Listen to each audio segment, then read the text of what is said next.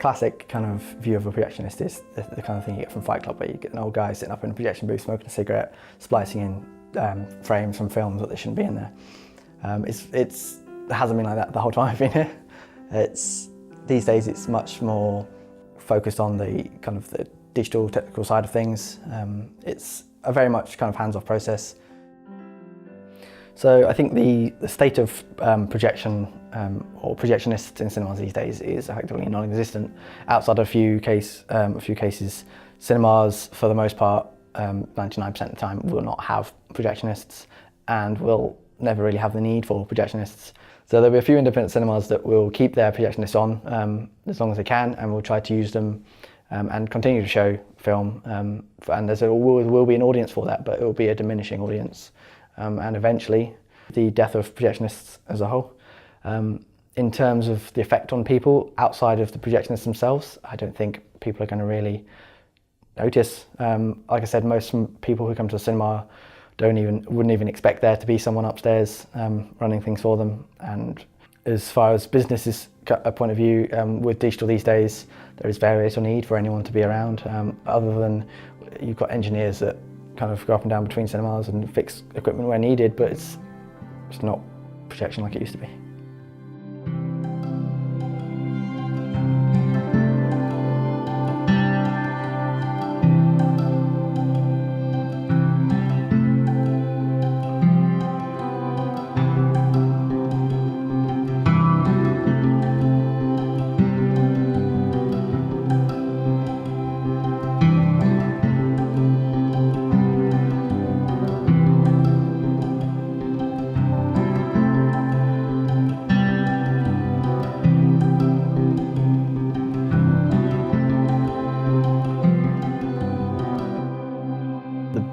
The main thing about cinema, I think, is immersion.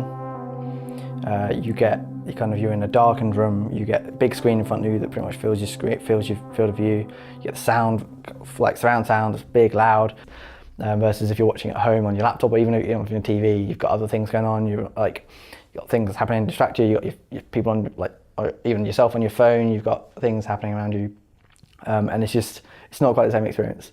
Don't get me wrong, you can enjoy a perfectly good film at home, but a cinema brings just a whole other element to film watching.